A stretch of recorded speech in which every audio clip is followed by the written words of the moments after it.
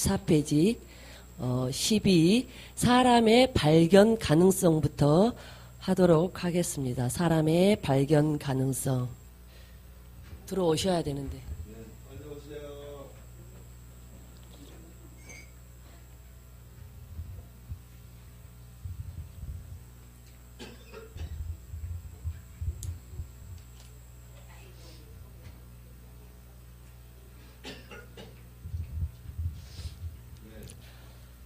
시작합니다. 좀 이렇게 제가 보니까 이게 우리가 내가 무엇에 속아 사는지의 발견이 그 힐맨을 시작하면서부터 하나님이 발견하게 하시더라고요. 저도 가양도에서 1기 시작하고 저는 2기 시작하면서 들어왔었거든요. 그러다가 여기에 옮겨오면서 2월 달부터 이제 힐맨이 여기 죽전에 이사 오셔가지고 본격적으로 시작하시면서 그때부터 역사가 일어나기 시작했거든요. 근데 이제 보니까 제 주변에서 이렇게 보니까 이제 많은 사람들이 회개하고 물리치는 거, 3번 회개하고 3번 물리치는 거, 이거 그렇게 뭐 몇 달씩 안 해도 하나님이 역사하시는 부분이 많더라고요. 근데 저 같은 경우는 정말로 1년 8개월을 하루같이 매일 그렇게 뭐 하루에 진짜 100번 이상 수백 번씩 이렇게 했었어요. 왜 그러냐면 생각나는 대로 집에서도 했고 뭐 길 가면서도 하고 버스 타고 지하철 타고 오가면서 수없이 했거든요. 왜 저녁에 집에 앉아서 기도 안 했어요. 그때는 사실은. 왜 뭐든 하는 게 다 육신적인 기도인데 그거 해보면 별 의미가 없잖아요. 그게 이제 깨달아지니까 그때부터는 그냥 계속 회개하고 물치는 기도 앉아서 그러면 자신이 발견이 돼요. 뭐에 속고 있는 것인지 내 배에서 어떤 세력이 조종하고 있는 것인지 나중에는 이거 회개하는 물치는 기도 딱 하기 시작하면은요 쉽게 말하면 사단이 뒤에 쫙 줄을 서요. 그러면서 뭐가 뭔지 쫙 보여져요. 그러면 마치 총 탁탁탁 쏴는 것처럼 회개합니다. 용서해 주세요. 처리시켜 주세요. 그냥 탁탁탁 이렇게 하나님이 처리를 하시더라고요. 그러면서 계속 그게 발견이 되면서 아주 리얼하게 어렵지도 않아요. 하나님 그렇게 발견케 하시면 그냥 회개합니다. 용서해 주세요. 처리시켜 주세요. 그냥 바로바로 그때 바로바로 처리하시더라고요. 그러면서 이렇게 한 8개월 동안 그렇게 하면서 제가 뭐 8개월 만에 이게 뭐 800마리 나간 거 보여주셨다고 그랬잖아요. 그러니까 그 전에 처리된 것까지 하면 한 1000마리 이상일 거예요. 그죠? 그래 보니까 가만히 생각해 보니까 그 전에도 계속 물리치게 하셨으니까 물리칠 때마다 이게 떠나가는 걸 보여주셨으니까 그리고 이제 본격적으로 한꺼번에 이제 떠나가게 하신 게 이제 어깨에서 망국기로 빠져나가는 거 그거를 800여 마리 보여주셨으니까 굉장하죠.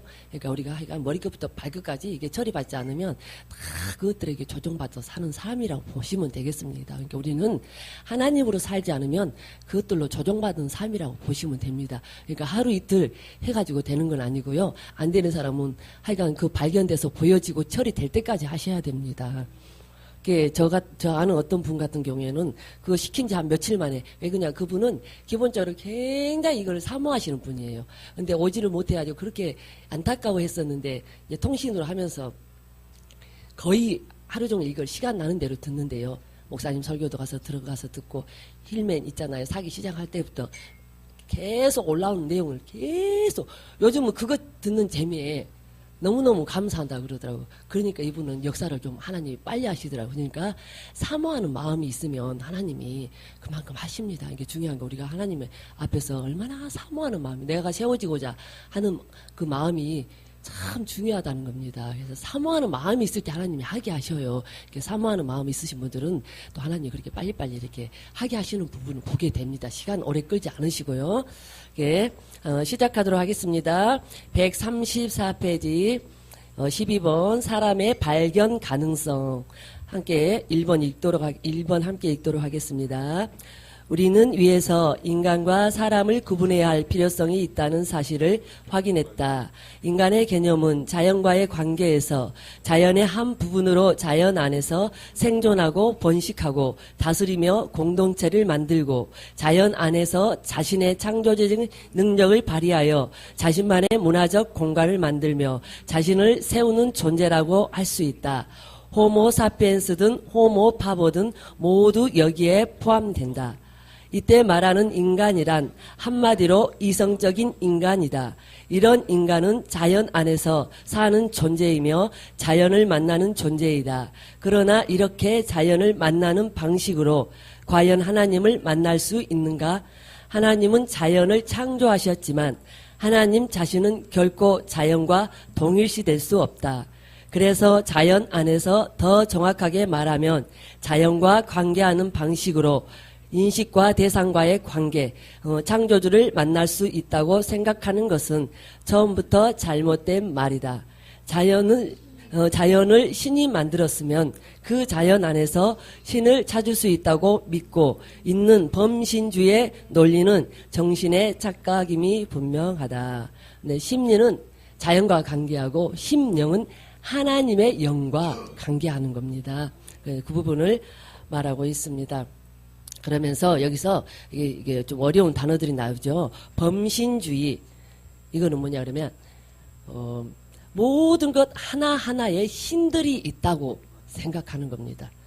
그다음에 그러면 같이 읽겠습니다. 그러면 창조주의 영은 자연 안에는 전혀 없는가?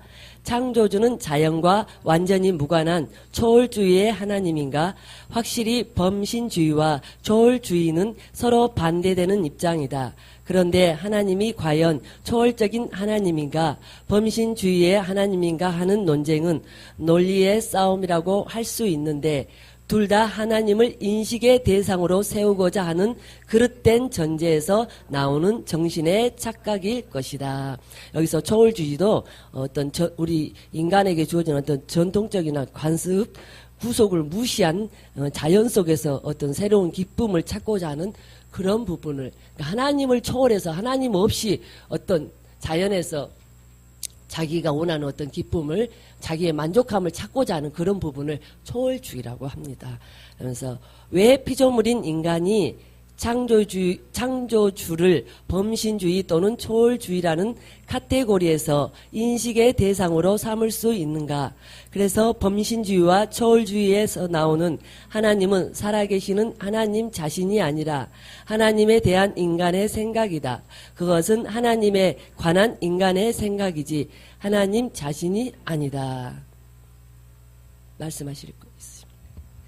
중요한 게 뭐냐면 하나님에 대해서 인간이 말하는 신학이 있고 하나님 자신을 표현하는 신학이 있는 거야. 이게 오르락 내리락 그런 표현이 이제 있는데 여기서 이제 우리가 알아야 되는 것은 우리 보통 자연인이라고 말하는, 그러니까 사람답게 산다고 하는 것은 본능적인 인간. 그 뭐라고 그랬어요? 이성적인 인간은 애니멀, 동물이라고 그러죠. 이건 동물이라는 말은 그냥 짐승 같다 이런 말보다는 그죠? 모든 동물들이 그죠? 자연 원리를 살잖아요. 그죠? 다 짝짓기하고 살잖아요. 근데 최근에요 새로운 종을 발견했어요. 마불가제라는 게 있는데요. 이거는 혼자 복제를 해. 암수가 있는 게 아니고 혼자 복제하는 능력이 있다. 무슨 말인지 알겠죠? 마불가제. 이거 이상하대요. 그냥 한 마리밖에 없는데 그냥 번식을 하는 거예요. 그런 종이 특별하다고 나왔더라고요. 인터넷에 이제 스마트폰에 나온 게 있어서 제가 한번 자세히 읽어봤어요. 마불가제. 무슨 말인지 아시죠? 그러니까 동물적 본능은 보통 일반적으로 암수일에서 이게 종의 번식을 하는 걸 지칭하는 거예요. 그러니까 그런 본능적 인간으로 사는 걸 지칭하는 거예요. 이성적 인간. 무슨 말인지 알겠죠? 그러니까 우리가 인간이 되면 이성과 지성으로 산다. 배운 거, 지식으로 산다 이 말이에요. 그러니까 우리는 인간이 되면 안 되고 사람이 돼야 된다. 사람은 이성과 지성으로 사는 게 아니에요. 영성으로 삽니다. 심령이 될 때. 할렐루야. 그게 굉장히 심각한 거예요. 이게 뭐 돼도 되고 안 돼도 되고 하는 게 아니에요. 네. 우리는 종종 하나님 자신과 하나님에 대한 인간 자신의 생각과 동일시하는 정신의 착각 현상을 학문에서, 특히 철학에서 보게 된다. 그래서 학문에서 하나님에 대해 설명하는 것은 보통 범신주의나 범신주의와 반대되는 초월주의의 동기를 가지고 있다고 할 수 있다. 인간 인식의 대상으로 하나님을 세우는 것은 인식의 주체가 인간 자신임을 말하며, 그것은 인간이 자신의 관심에 따라 인식의 근거를 놓겠다는 주관주의로 나아간다. 영은 이런 인신론적인 사유의 방식으로는 항상 숨어 있게 될 것이다. 여기서 항상 숨어 있게 될 것이다. 여기서는 뭐냐면은 우리는요, 항상 우리가 하나님을 드러내야 하는 존재임에도 불구하고 우리는 심리에 가 있으면 항상 나를 드러내기를 원하거든요. 내가 인정받기 원하고, 내가 드러나기 원하고, 남들이 나를 좀 알아주기 원하고. 그러면 하나님이 나타날 수가 없다는 그 부분을 말씀하고 계시는 겁니다. 그래서 내가 나타나면 영은 숨게 된다. 그러면서 그러나 지금 우리가 논하는 영의 발견이라는 테마가 이론적인 근거도 없는 지엽적인 신비주의라는 인상을 주지 않기 위해 어떠한 관점에서 이것을 전개하고 있는지를 알게 하는 것이 정직한 태도일 것이다. 여기서 지엽적 신비주의라는 거 나와 있죠. 지엽적이라는 말은 본질적으로 중요한 부분을 중요하게 여기는 것이 아니라 그 부수적인 것, 부차적인 것을 중요하게 여기려고 하는 그런 부분을 말하는 내용입니다. 그러면서 2번, 하나님은 피조된 인간과 자연을 다스리고 보존하시고 함께 하시는 것이 분명하다. 그러나 그렇다고 자연이나 인간성 안에 하나님의 영이 있다고 할 수 없다. 독일 철학의 관념주의는 인간과 자연 안에서 하나님의 영을 발견할 수 있다고 믿는 데서 출발하는데, 그 결과 범신주의의 입장을 유지하게 된다. 이러한 범신주의와 반대로 하나님의 영이 유한한 피조물들과 완전한 초월에 있다고 하는 논리는 초월주의의 생각인데, 주로 전통적인 유신론의 입장이 그렇다고 할 수 있다. 그러나 사실 이 두 개는 모두 극단에 속한다. 전통 유신론은 하나님의 초월성을 강조하고 범신론은 하나님의 내재성을 강조한다. 여기서 전통적 유신론과 범신론 사이의 중개적 태도가 나오게 되는데, 하나님은 초월적이기도 하고 내재적이기도 하다는 논리가 대두될 수 있다. 인간이 하나님을 인식의 관계로 세우는 한 하나님은 절대적으로 초월적이다. 네, 이게 철학의 흐름이 그런 거예요. 아까 얘기한 것처럼 모든 에너지를 성령 혹은 정신으로 봐요. 그러니까 그 에너지를 영으로 보니까 하나님의 영이 온 모든 만물에 있다, 이렇게 보는 철학적인 사상도 있어요. 그러니까 지금 여기서 말하는 건 초월적이고 내재적인 양면적인 게 있다는 거죠. 무슨 말인지 알겠어요? 그러나 모든 만물은 하나님의 말씀으로 창조됐기 때문에, 그죠? 기본적인 건 하나님에 의해서 창조된 거예요. 그러니까 좋게 말해서 하나님의 은혜 안에 있고 기운에 있다고 봐야 돼요. 그러나 여기서 말하는 것처럼 하나님의 영이 다 있다, 이런 마치 그 자연영처럼 얘기한 건 곤란하다 이거예요. 아시겠죠? 그러니까 이건 구분할 줄 알아야 돼요. 잘못 이해하면 모든 만물에 그거 다 있다고 생각하는 위험이 있다는 겁니다.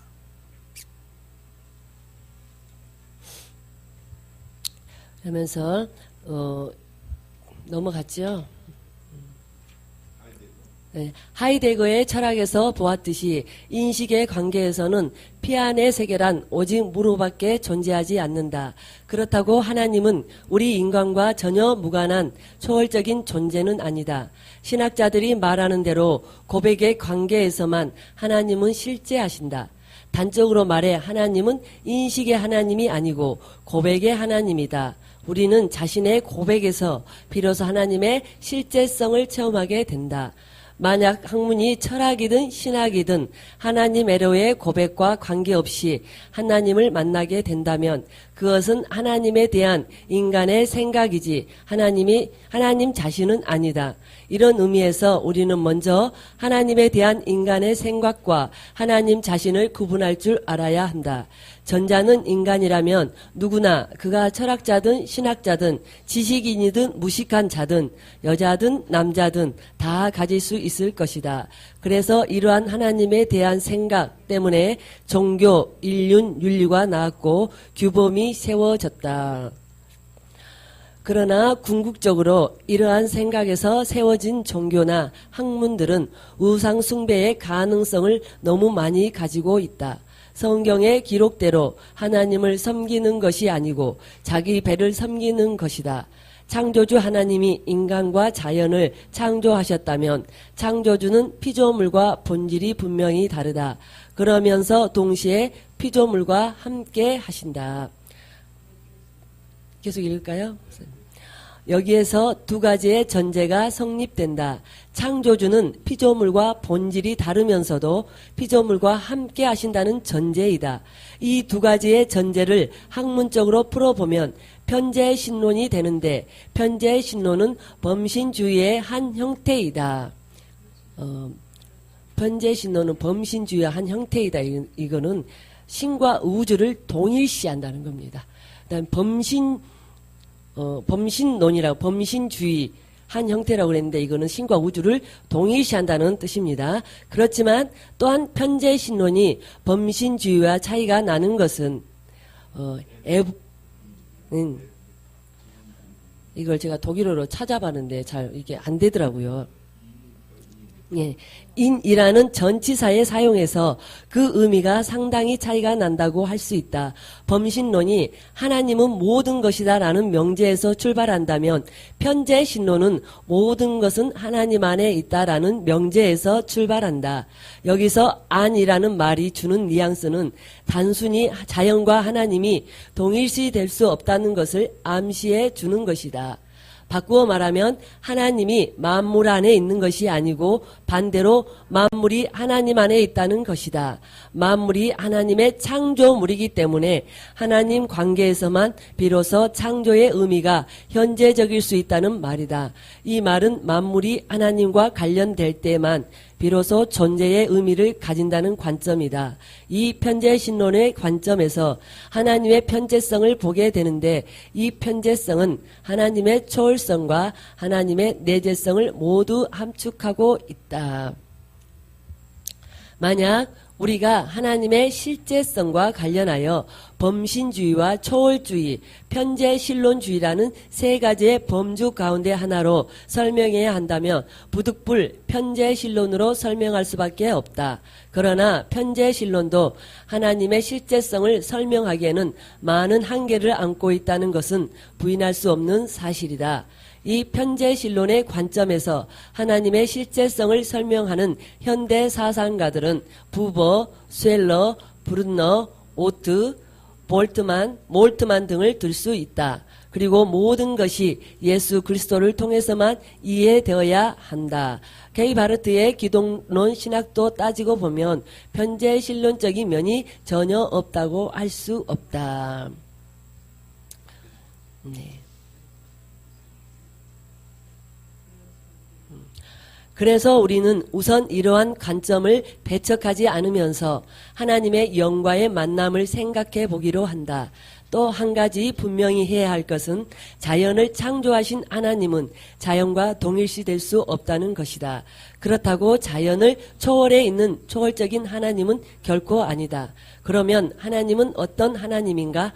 자연 속에 계시지 않으면서 자연과 함께 계시는 하나님이란 오직 계시의 하나님이시다.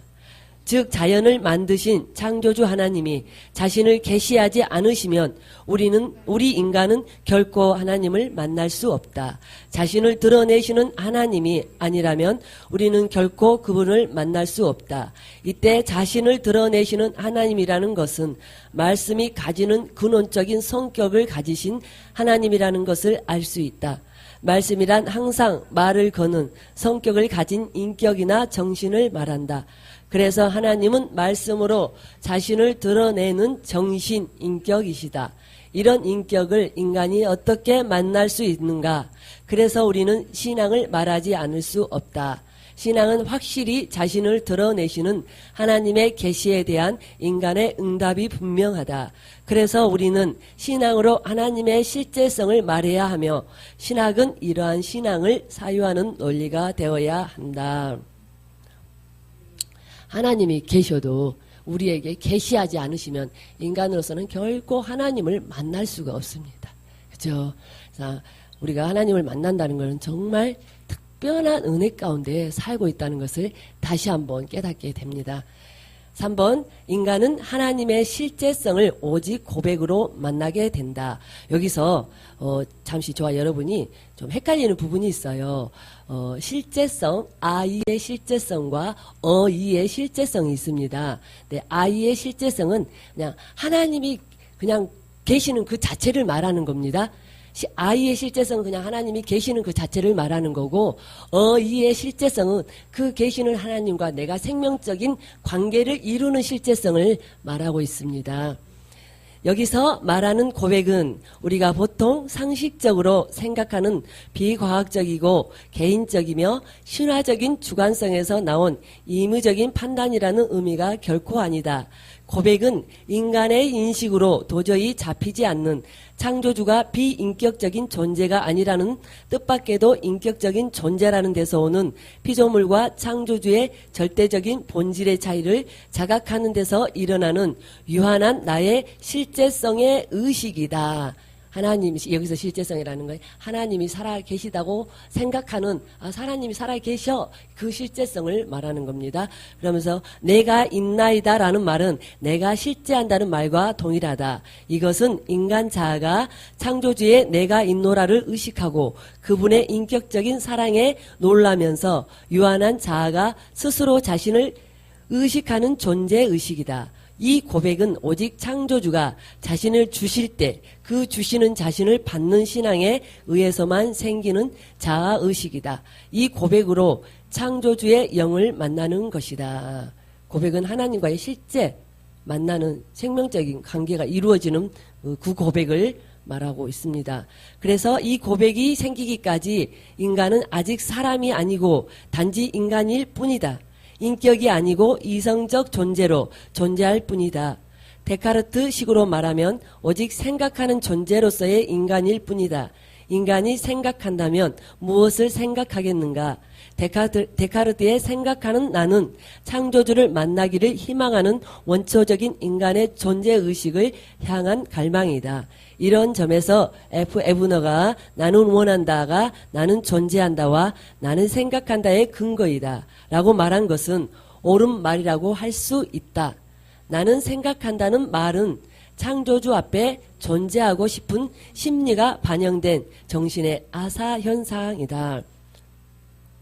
정신의 아사현상이라는, 목사님 여기서 아사는 죽기 직전을 말하는 거잖아요. 죽음 직전에. 굶어 죽는 거. 그래서 인간 자아가 실제성을 상실하면 그것은 이상주의 내지 관념주의로 나타난다. 현실적으로 네, 그러니까 이제 우리 보통 육신적인 신앙의 문제가 뭐냐면 이상주의, 관념주의에 불과한 거예요. 왜? 그렇게 믿는 거죠, 그냥. 에? 그렇게 되길 바라는 거예요. 그러니까 체험이 안 되는 거, 실제가 안 되는 거죠. 심각한 거예요. 예, 계속. 현실적으로 정신의 병은 보통 환상이나 이상의 형태를 많이 가지고 있다. 실제성의 상실이 바로 이상주의로 나타난다. 그러니까 우리가 하나님을 살아계신다는 그 자체를 모르는 것 자체가 정신병이라는 겁니다. 근데 이 실제성에서 실제로 생명적으로 만나는 그 하나님을 또 만나야 되는데 또 거기에 미치지 못하는 많은 우리가 종교 생활을 하고 있다는 겁니다.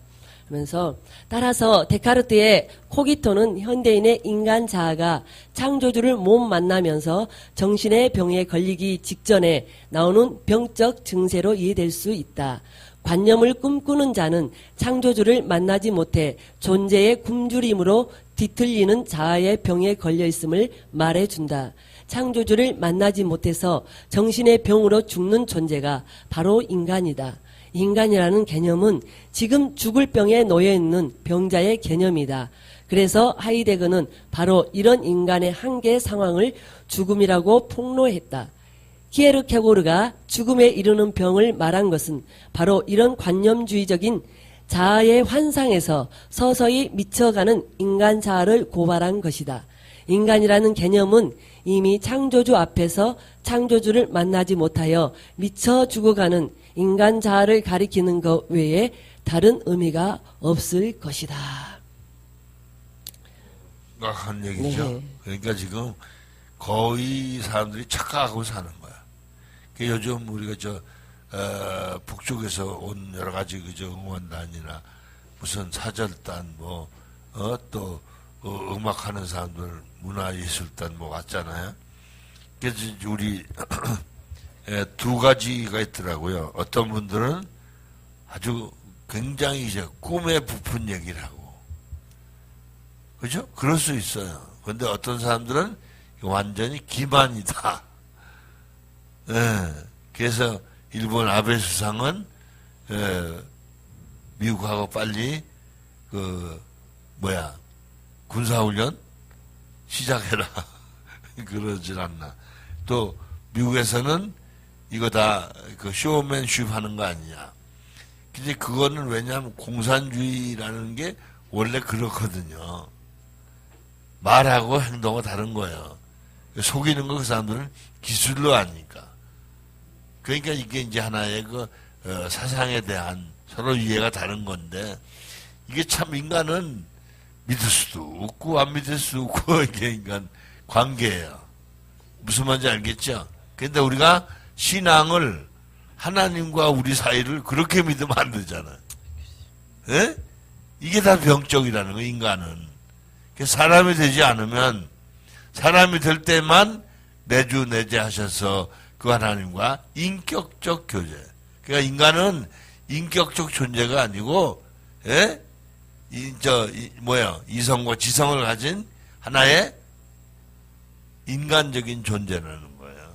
이성적 존재. 그렇기 때문에 인간은 절대로 하나님을 만날 수 없다. 사람만 하나님을 만날 수 있다. 그런 얘기거든요. 아멘. 할렐루야. 아멘.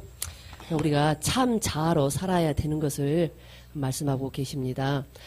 인간이라는 개념은 하나님의 영을 만나지 못해 자아가 뒤틀리는 증세를 담고 있는 의미 외에는 다른 의미가 없다.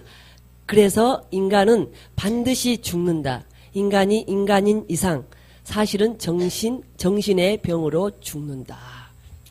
참 무서운 말입니다. 그죠? 하나님을 만나지 못한 모든 사람들이 이렇게 정신의 병으로 죽어감에도 그렇게 죽어가는지도 모르는지를 모르고 살아가고 있지 않습니까? 그죠?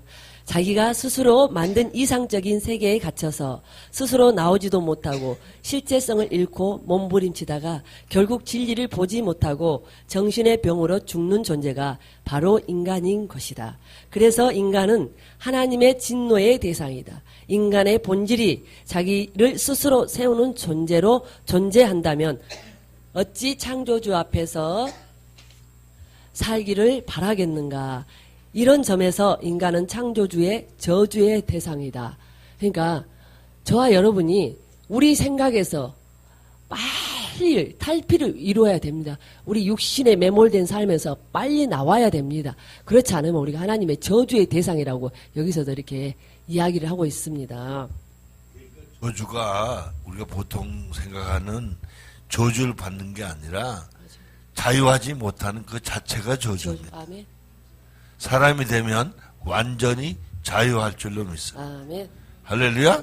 자유해요. 왜 자유하냐면 모든 게 아버지 뜻대로 되는 걸 믿으니까, 예? 어떻게 되든 상관없어요. 죽어도 감사하고, 살아도 감사하고, 망해도 감사하고, 흥해도 감사하고, 할렐루야? 자유할 줄로 믿습니다. 그러니까 인간적인 생각으로 괜히 걱정할 필요가 없어진다는 거예요. 할렐루야? 아멘. 그러니까 보니까요, 심령된 사명, 심령으로 이렇게 늘 이제 뭐 심령의 삶이라고 해가지고 우리가 물론 처음에 하나님이 체험시켜줄 때는 다 기쁘고 감사하고 여기 아주 뭐라 그 말로 할 수 없는 어떤 그 평안하고 그게 이렇게 막 느껴지거든요. 근데 어느 순간에 가면 그게 평범해지면서 그냥 아주 그 평범하게 그냥 사라지는 부분이 있어요. 근데 자기가 빨리 발견할 수 있는 그게 뭐냐 그러면 이게 있어요. 늘 심령에 가 있으면 내가 심리로 돌아가면 금방 눈치를 채요. 무슨 말인지 알겠죠? 근데 늘 심리 가운데 복잡하고 불안하고 아주 자기 생각으로 막 분주하고 이렇게 살다 보면 내 그 심령에 가 있으면은요, 아니 심리에 가 있으면은요, 늘 그 삶에 이렇게 묶여 있다 보면은요, 심령의 삶이 희미해져가지고 그 맛이 뭔지도 잘 모르거든요. 근데 늘 심령에 가 있다 보면은 심리로 돌아가면 금방 눈치를 채가지고 아 아니지 빨리 돌이켜 온다는 겁니다. 아 그래서 그게 틀리구나. 늘 심리로 복잡하게 있을 때는 심령의 삶을 느끼지를 못해요.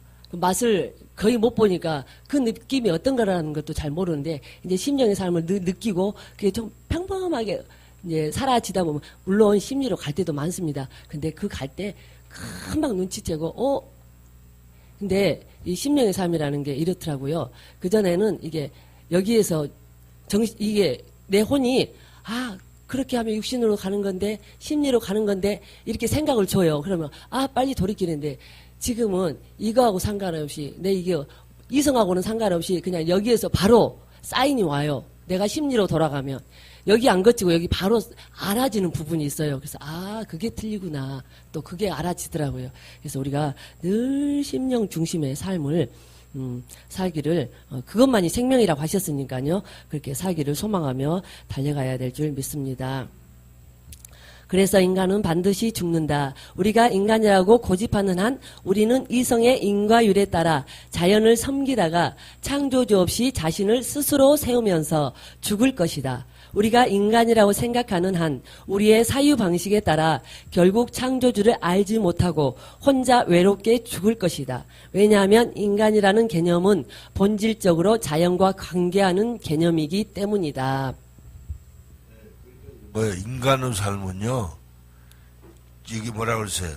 자연을 섬기다가 창조주 없이 자신 스스로 세우면서 죽을 것이다. 이게 자연이 뭔지 아세요? 이 세상에 대한 부귀영화 명예훼손, 출세성공, 문제 해결을 추구하는 게 자연이에요. 맞아요. 헛된 걸 추구하다가 죽는 거야. 그렇죠. 똑같이. 그렇죠. 심령이 안 되면 그걸 추구하고 사는 거예요.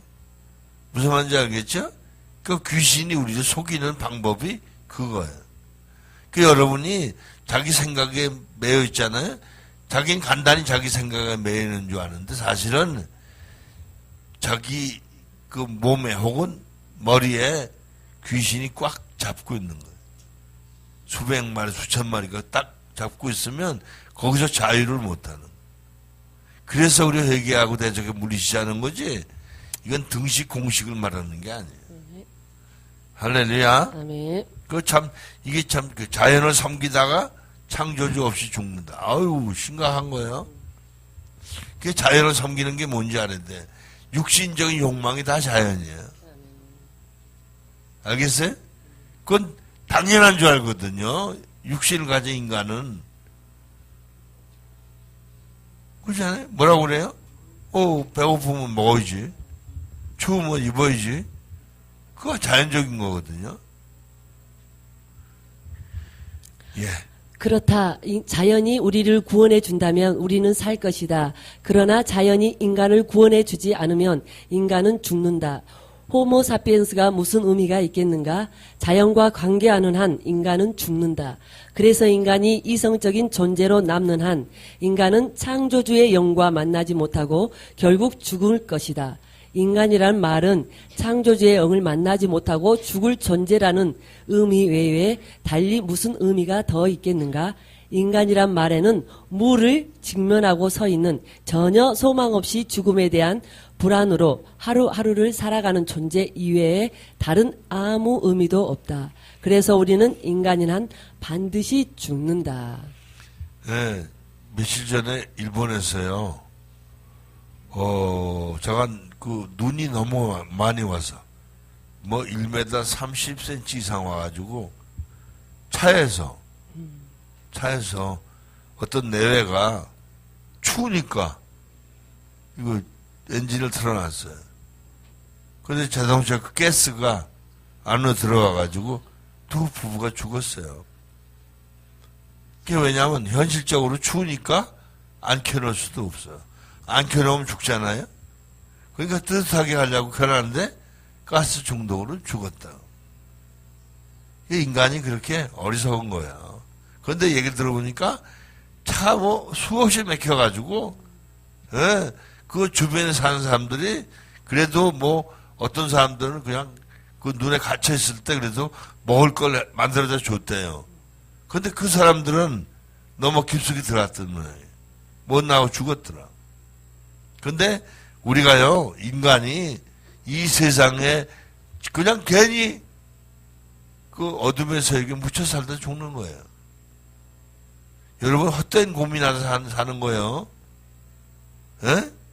내일 터지지도 않을 전쟁 때문에 겁나고. 에? 왜 겁나냐고. 그러니까 우리 자유해야 돼요. 무슨 말인지 알겠죠? 전쟁이. 나도 나는 신경 쓸 거 없어. 아버지 손에 다 달렸으니. 아멘.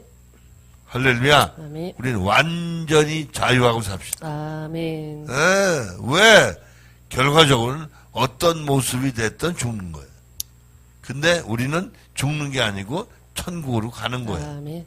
할렐루야. 그러니까 아멘. 사람으로 살기만 하면 아멘. 삶 자체가 살든지 죽든지 행복한 거예요. 아멘. 아멘. 네. 인간은 반드시 죽는다고 했잖아요. 사람은 영원히 살게 되어 있습니다. 아멘. 4번. 그러면 소망은 어디에 있는가? 인간이 아닌 사람에게 있다. 바로 그것이 중요하다. 그래서 인간과 사람이 구분되어야 하는 것이다. 인간은 자연과 더불어 살다가 자연 안에서 이성적인 존재로 죽는다. 인간은 살아생전에는 이성을 가졌다고 동물보다 나은 존재로 여기고 스스로를 사유하면서 존재하지만 죽을 때는 동물과 똑같이 죽는다. 우리는 이제 이 소망이 없는 인간의 개념 외에 다른 데서 소망을 가져야 한다. 인간에게 소망이 없다면 우리는 사람이라는 존재를 생각해야 한다. 사람이라는 존재에서 우리는 영원히 살 수 있고 우리가 영적인 존재라는 사실을 깨닫고 창조주의 영으로 충만해지는 삶을 살 수 있다. 그래서 우리는 사람을 깊이 생각해야 한다. 그러면 사람이 무엇인가 어찌 한마디로 정의할 수 있겠는가? 인간이라는 말을 정의하는데도 고대부터 그렇게 오랫동안 많은 석학들이 사유했음에도 불구하고 다 밝히지 못했는데 사람이라는 개념 또한 어찌 쉽게 규정할 수 있겠는가? 그러나 분명한 것은 사람은 창조주의 영과 관계하는 존재의 개념이라는 것이다. 사람 이해의 출발점은 인간 자신이 아니라 하나님의 영이다. 사람이 무엇인가를 가장 정확하게 알 수 있게 하는 분은 예수 그리스도이다. 예수 그리스도는 신학적으로 말해 참 사람이라고 한다. 참 사람은 실제적인 사람이다. 실제적인 사람은 창조주의 영으로 순간순간을 사는 존재인 것이다. 여기서 예수를 참 사람이라 할 때 그분의 신성을 두고 말하는 것이 아니고 그분의 인간성을 두고 말한다. 그분의 인간성이란 하나님의 영으로 기뻐하며 하나님의 영으로 존재하셨고 하나님의 뜻대로 사셨다는데 그 의미가 있다. 그것은 하나님을 당신으로 만나면서 오직 하나님 당신으로 인해서만 존재하는 자아였다. 그래서 예수의 자아에서 사람의 개념을 가장 선명하게 보게 된다. 사람은 하나님 당신으로 인해서만 존재하고자 하는 자아를 가진다. 예수 그리스도의 인간성이라는 테마는 다른 곳에서 다시 연구해 보기로 하고 여기서는 우리의 주제로 다시 돌아와야 한다. 그것은 우리가 사람이 되어야 한다는 사실이다. 우리는 사람이었으며 지금은 사람을 상실한 시대에 살고 있기 때문에 더욱 사람이어야 한다. 바로 이 사람의 개념 속에 영적인 존재로서의 인간 이해가 들어있다. 아멘. 기가 막히죠? 아멘. 우리가 사람이 되면 매 순간 하나님으로 사는 거야. 할렐루야? 아멘. 그러니까 어린애들이 엄마 보고만 살잖아요. 엄마만 맨날. 그죠? 귀찮을 정도로 엄마 찾죠? 그런 거예요. 우리는 하나님만 사는 거예요. 그러니까 우리가 예를 들어서 내 생활에 하나님 필요하시다? 그걸 믿는 게 아니에요. 이용하는 거예요. 알아들었어요? 여러분 어린애들이 엄마한테 뭐 주문해서 사는 게 아니에요. 그죠? 엄마가 모든 걸 준비해서 아이를 기르는 거죠. 우린 하나님의 뜻대로 창조된 거예요. 하나님 뜻대로 살다가 하나님의 영광을 위해서 존재하고 하나님의 영광에서 살다가 하나님께로 가야 되는 거예요.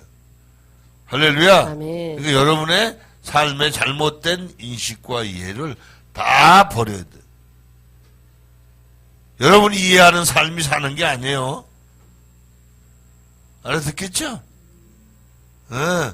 어디 있든지 이게 중요한 게 아니에요. 아멘? 아멘. 네. 그러니까 저와 여러분이 사람이 되어지면 항상 하나님의 눈치만 보고 살아야 됩니다. 하나님의 눈치를 보고 산다는 것은 우리가 하나님 앞에 늘 묻고 행하고 그분이 원하시는 대로 살아야 된다는 것입니다. 그래서 예수님처럼 그렇게 하나님의 온전한 자아로 사는 존재가 되어져야 됩니다. 근데 이제 그 눈치라는 말은 좀 죄송해요. 우리가 눈치 보면 안 돼요. 좋은 의미에서. 그 하나님의 의도를 살피면서. 아멘. 네. 왜냐하면 이 눈치 보는 건 조심하는 거거든요. 겁내는 거예요. 근데 그분은 그런 분이 아니고 네. 어머니보다 더 저상하죠. 아멘. 아시겠죠? 아버지보다 어머니보다 훨씬 부드러운 분이에요. 하나님. 할렐루야. 아멘. 그러니까 그분하고 살면요 아마 이 세상에 그런 행복이 없어요. 알아듣겠죠? 아직 우리 조그만 공깃돌 위에 살잖아요. 지금 지구가 조그만 공깃돌이에요. 뭐 72억이 산다고 그러는데 우주에서 보면 이거 미세먼지만 해요. 지구가. 알고 사셔야 돼. 우리 굉장히 넓은 땅에 사는 거 같죠? 사실 알고 보면 별거 아니야. 그러니까 하나님의 능력이 얼마나 전지전능하시다는 말은 좀 이상한 거야. 전지전능하시. 할렐루야. 아멘. 자, 첫사랑 1번입니다. 영적인 존재로서의 사람은 분명히 예수 그리스도로 인한 하나님 말씀으로만 발견된다. 사람이 되는 것은 하나님의 은혜로만 가능하다고 할 것이다. 영적인 존재가 되는 것은 하나님의 은혜로만 가능하다. 바로 이러한 은혜를 위해 우리는 인간으로 태어났다. 우리가 인간으로 태어난 것은 하나님의 은혜를 받고 사람이 되기 위해서라고 할 수 있다. 우리가 개나 새로 태어난 것이 아니고 인간으로 태어난 것은 하나님의 말씀으로 인해 주어지는 사람이 되기 위함이다. 인간은 원래 사람으로 지음을 받았다. 그러나 죄로 인해 더 이상 사람이 아닌 인간이 되었다. 말하자면 인간이란 타락한 사람의 개념이다. 타락한 인간이 예수 그리스도의 속죄의 사랑으로 인하여 다시 사람으로 돌아가는 것이다. 돌아간다는 것은 인간의 원래의 모습인 사람으로 돌아간다는 의미이다. 첫사람 아담은 하나님에 의해 창조되었다. 하나님에 의해 창조되었다는 말은 오직 하나님으로부터 오는 생명으로 살아가는 존재로 지음을 받았다는 뜻이다. 그러나 타락으로 인해 사람은 인간이 되었다. 더 이상 하나님으로 인해 사는 존재가 아니라는 것을 의미한다. 우리는 그런 존재를 인간이라고 규정할 수 있다. 예수 그리스도로 인해 주어지는 구속의 은혜는 인간을 사람으로 변화시킨다. 예수 그리스도로 인해 은혜로 주어지는 구원은 인간이 원래의 모습인 사람으로 돌아가는 것에 그 의미가 있다. 그리스도 안에서 구속함을 받은 사람은 오직 그리스도 안에서 주어지는 생명을 받으면서 존재의 의미를 부여받는다. 아멘. 아주 재미있는 얘기죠. 오직 사람은 오직 그리스도 안에서 주어지는 생명을 받으면서 존재의 의미를 부여받는다. 이런 거요. 하나님이 주시는 물질로 산다 이런 게 아니에요. 하나님이 주시는 생명, 다시 말하면 은혜, 사랑으로 산다 이 말이에요. 할렐루야? 그러니까 모든 건 그냥 부수적인 거예요. 밥 주시는 하나님 아니에요. 할렐루야? 우리에게 사랑과 생명을 주시기 때문에 물질도 주시는 거예요. 할렐루야? 아시겠죠? 네. 목사님 여기까지 하고 강도사님이 그 다음부터 이렇게 하면 그러니까 되겠습니다. 한 10분 쉬겠습니다. 네, 수고하셨습니다. 할렐루야. 박수 한번 하세요. 고맙습니다.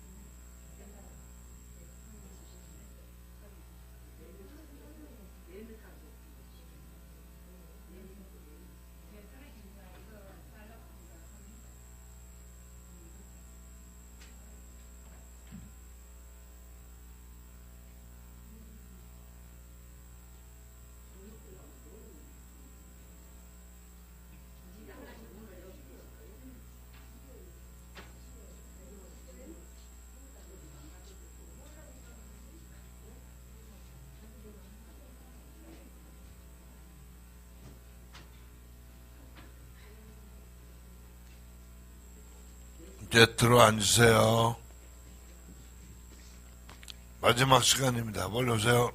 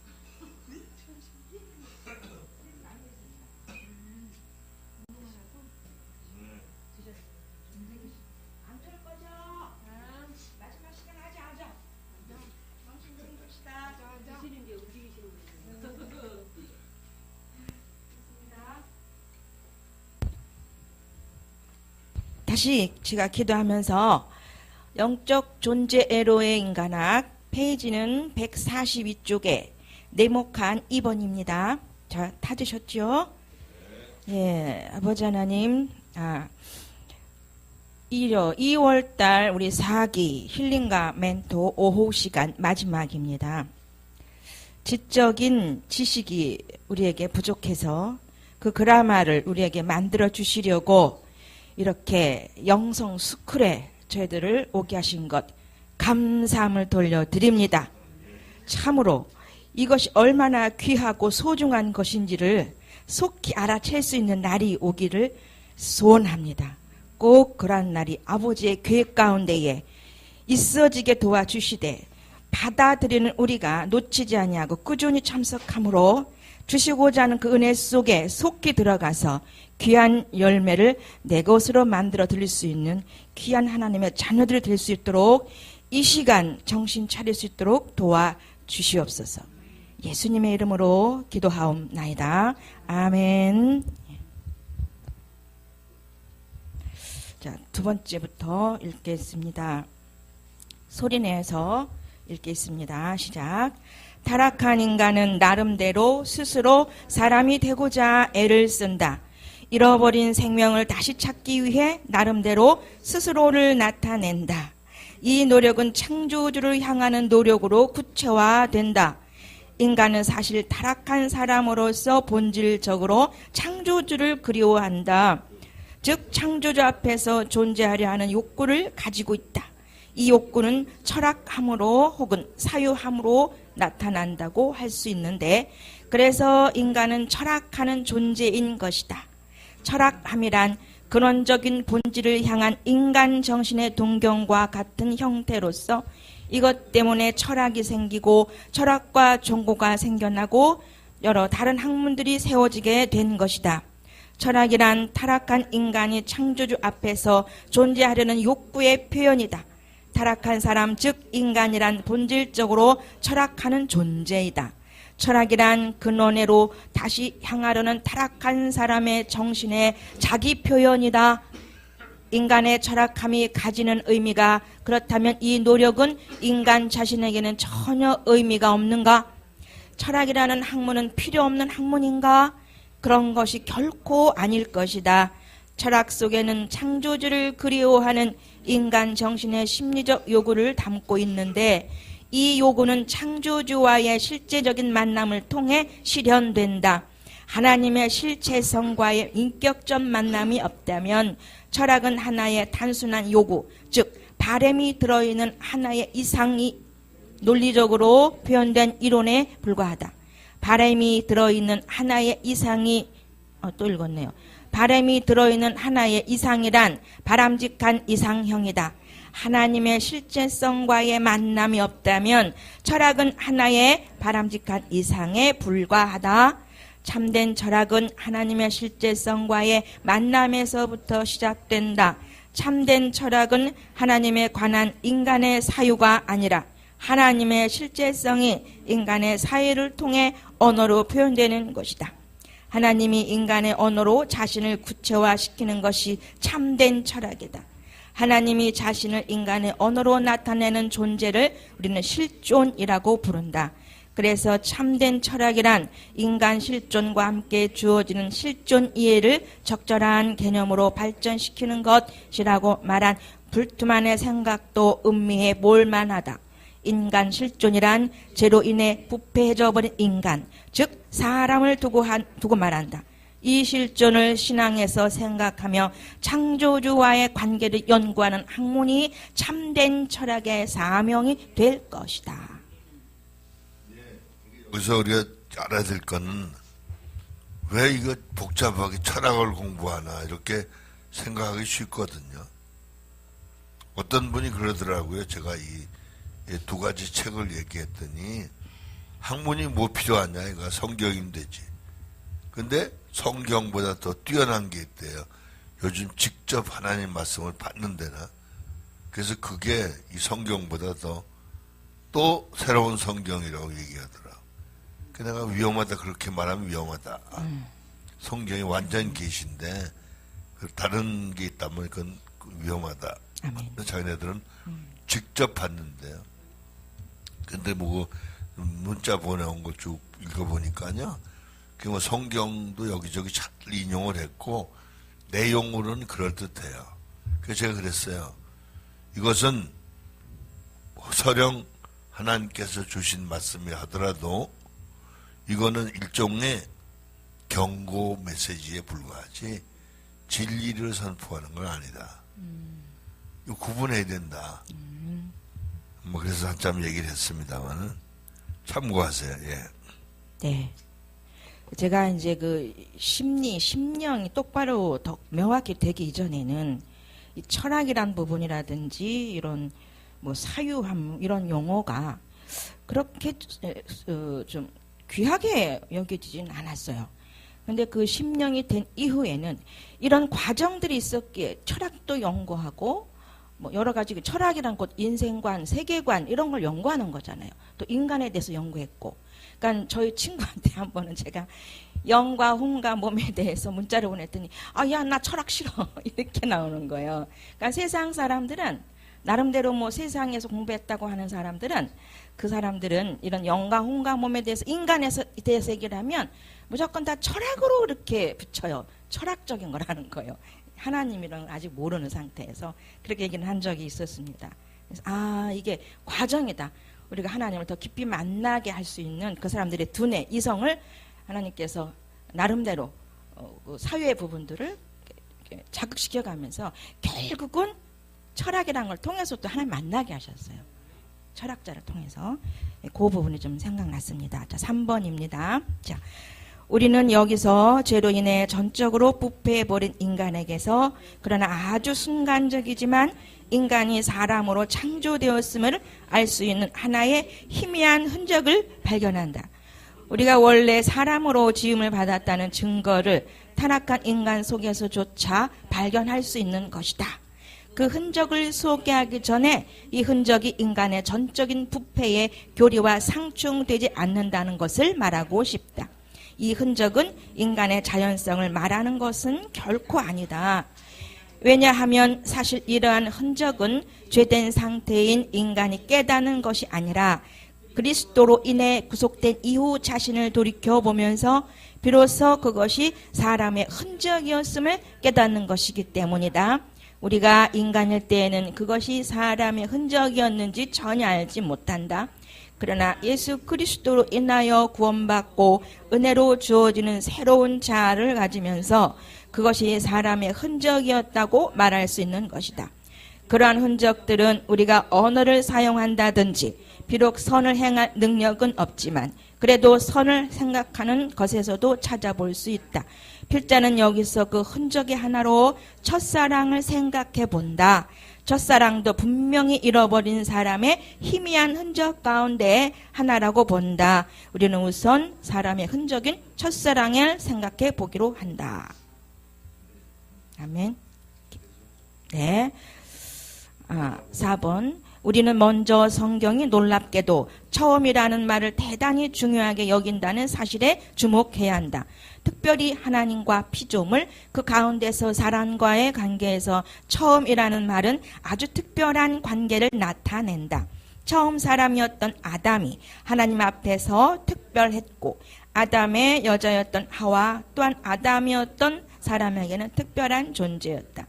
성경에는 타락 후 하나님께 드려지는 여러 제사에서 처음의 것이 또한 중요한 것으로 묘사된다. 이 특별한 관계가 무엇일까? 또 이 특별한 관계의 내용은 무엇일까? 처음이라는 것은 성경에서 우선 여러 개 중에 우선적인 것, 좀 더 구체적으로 말해 시간적으로 처음인 것, 수적으로 처음인 것, 정도 면에서 처음인 것을 말하는데 이것은 최고의 것을 의미한다. 하나님이 자신에게 처음의 것을 바치라고 명하신 것도 바로 최상의 것을 바치라는 의미이다. 처음의 것을 바치는 것을 하나님은 최상의 것으로 여기신다는 것이다. 처음의 것을 최상의 것으로 여기신다는 것은 다른 말로 말해 관계의 처음, 즉 관계의 최상 또는 관계의 탁월성을 나타낸다. 그래서 하나님에게 있어서는 처음의 것은 최상의 것이고 관계의 탁월성을 나타내는 의미가 된다. 계속 읽어요? 예. 자, 그러면 관계의 탁월성의 내용은 무엇일까? 하나님의 처음의 것을 최상의 것으로 여기시는데 이 관계의 탁월성의 내용도 도대체 무엇일까? 그것은 사랑이 아닐까? 하나님이 굳이 처음의 것을 최상의 것으로 여기시는데 인간을 사랑하셔서 인간과의 관계를 원하신다는 뜻이 있는 것이다. 하나님의 인간 관계는 항상 사랑의 관계요. 또한 사랑의 관계여야 한다는 것을 말한다. 더 정확하게 말해서 하나님의 인간 관계,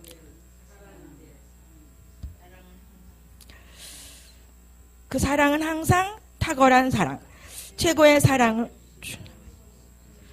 인간의 하나님의 관계도 역시 사랑이어야 하며 항상 최상의 사랑, 즉 탁월한 사랑을 드려야 한다는 것이다. 그러면 인간 속에 과연 이러한 최상의 탁월한 사랑이 있을까? 하나님은 인간 속에 이러한 사랑이 있는 것으로 보시고 계시는가? 우리에게는 사실 이러한 사랑이 있다고 느낄 수 없다. 우리가 하나님을 사랑하는 것도 따지고 보면 우리 자신의 어떤 필요에 따라서 사랑하려고 노력하려는 것이다. 인간의 사랑이란 철학적인 에로스에 근거한 사랑으로서 감각의 속박에서 영혼을 해방시키는 것이며 땅 위의 것을 가지고 하늘의 것을 연역하고 추론하는 능력이다. 최고의 에로스는 현세적인 것을 통해 영원한 세계를 감지하고 사유하는 것이다. 그래서 플라톤은 에로스에 의해 형상의 세계를 지각할 수 있다고 생각했다. 우리 인간의 사랑은 본질적으로 에로스이며 이것이 후천적인 노력으로 다양하게 채색된다. 과연 이 노력의 사랑이 최상의 사랑인가? 하나님은 인간의 어떤 사랑을 받으실 만한 최상의 사랑으로 보시는가? 하나님이 의미 없이 인간에게 처음 것을 가져오라고 하셨는가?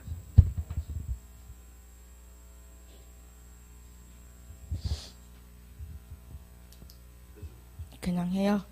저는 이제 하나님께서 첫 것을 원한다고 하셨던 그거에서 성경에서 말씀하신 것을 부연적으로 이렇게 또 설명해 주시니까 더 와 닿는 거. 이게 그냥 무의미하게나 첫 것을 내게 가져와라, 처음 것, 첫사랑. 그러니까 이 설명이, 신학적 설명이 굉장히 구체적으로 심령되게 하는. 이것도 심령 체험한 거예요. 지금 이거 읽으면서 신학이 심령이 된 거예요. 방금. 근데 이걸 준비하느라고 160 몇 초까지는 읽었을 때는 이 부분이 그렇게 확 그라마적인 거였는데 지금 다시 읽으니까 이렇게 성령께서 함께 읽게 하니까 푸념마적인 이해로 오면서 그냥 사랑에 대한 이해가 다시 펼쳐지고 아멘이 되는 이해가 또 되네요. 예. 자, 5번입니다. 본질적으로 후천적인 사랑이 아니면서 143쪽 5번입니다.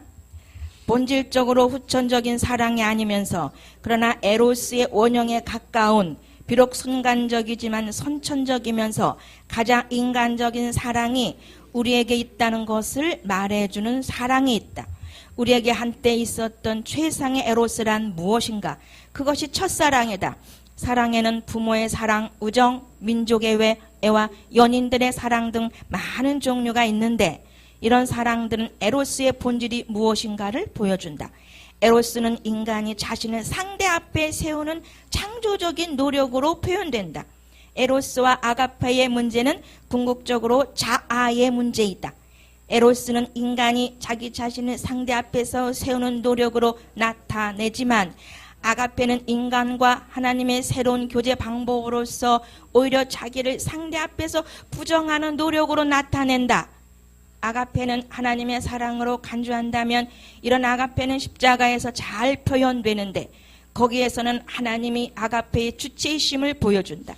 그리스도의 죽음에서 하나님의 아가페의 절대적인 자발성과 비동기성이 가장 선명하게 나타난다.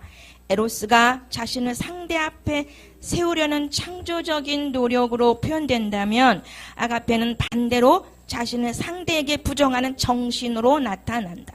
이런 점에서 에로스와 아가페는 서로가 관계할 만한 접촉점이 없다고 볼 수 있다. 아가페를 에로스의 보다 높은 정신적 형태로 간주하거나 에로스를 고양시켜 아가페에 도달할 수 있다고 생각하는 것은 엄청난 오해이다. 하나님의 사랑을 인간의 사랑으로 연역하거나 에로스의 고양된 인간의 사랑 정도로 이해하려 한다면 본질적으로 하나님의 사랑을 오해한 것이다. 인간에게 있어서 첫사랑은 에로스의 가장 원시적인 모습을 보여준다. 즉 인간의 자아가 본질적으로 어떤 존재인가를 알게 한다. 그것은 자기 자신을 항상 상대 앞에 세우려는 에로스의 모습이다. 오늘 이걸 발견한 분이 있을 줄 믿습니다.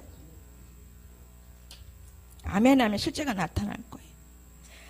그럼에도 불구하고 이 사랑 속에는 독특한 점들을 가진다. 아멘.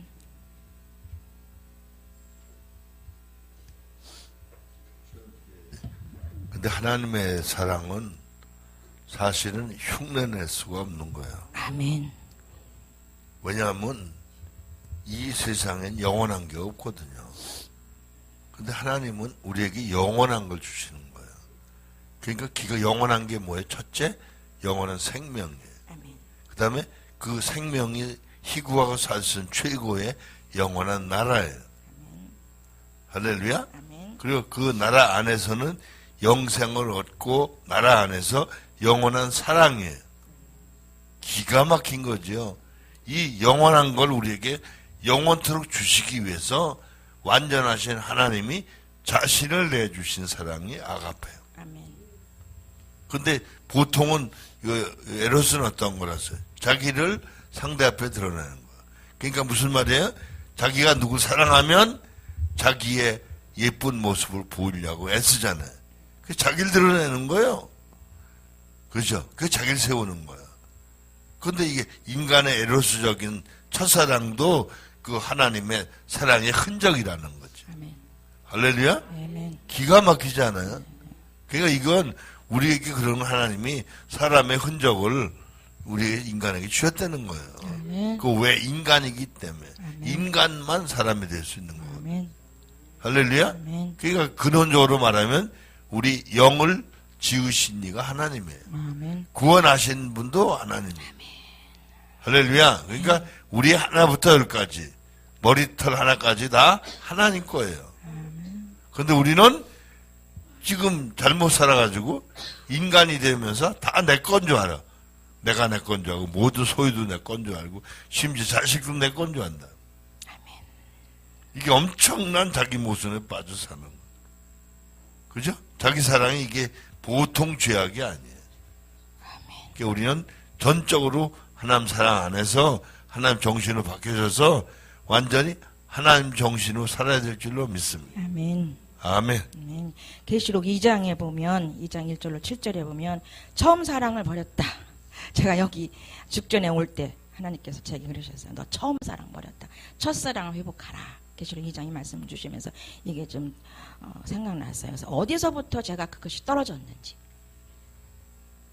그러니까 심령이 되는 것이 언제부터 떨어졌는지, 그러니까 이 첫사랑으로 우리에게 주신 분은 예수 그리스도 십자가 사랑이잖아요.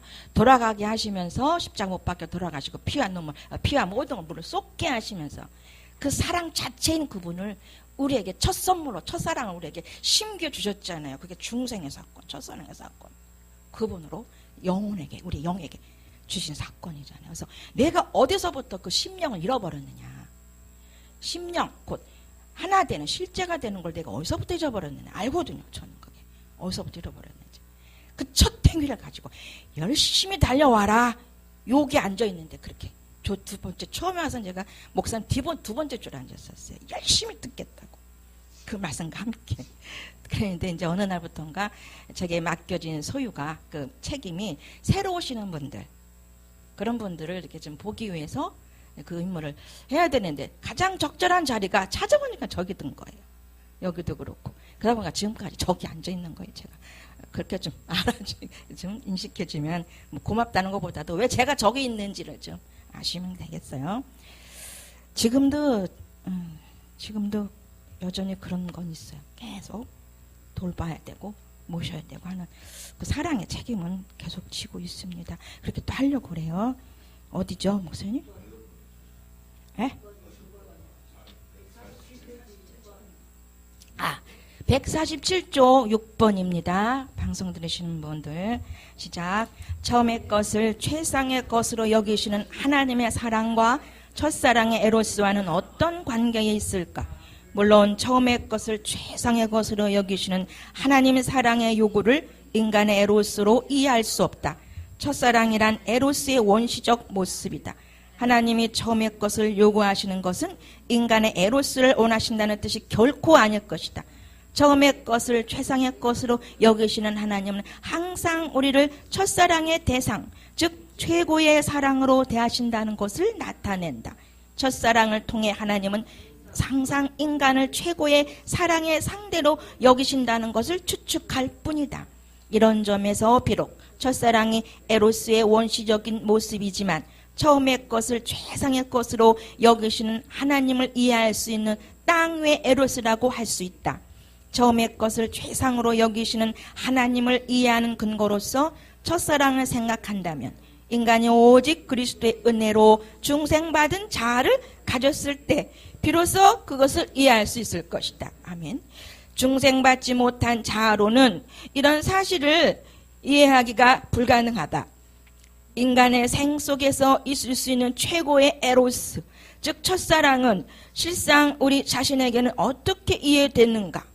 원래 인간에게 있어서 크게 읽습니다. 첫사랑은 최고의 에로스이다. 그런데 우리에게는 첫사랑이 불행으로 이해되고 있다.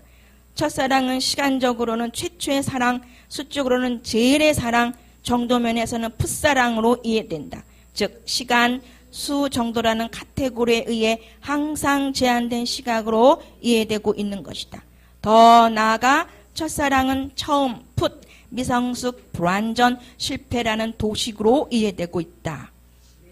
왜 우리에게는 첫사랑이 이런 도식으로 이해되는가? 하나님에게는 첫사랑이 최상의 사랑으로 나타나는데 말이다. 우리에게 있어서 처음은 항상 미숙한 것으로 나타난다. 그래서 우리에게는 항상 훈련과 반복의 결과로 맨 나중에 나타나는 것이 최상의 것으로 이해된다. 왜 우리에게는 첫사랑이 풋사랑이고 나타나는 미숙한 사랑으로 이해되고 있는가?